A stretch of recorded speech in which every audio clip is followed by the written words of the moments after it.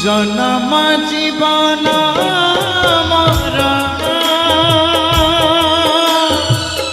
অনদি পরম কারণ তাহাতে গড়ুছি ভাঙুছি শূন্যস্থান করি পুরাণ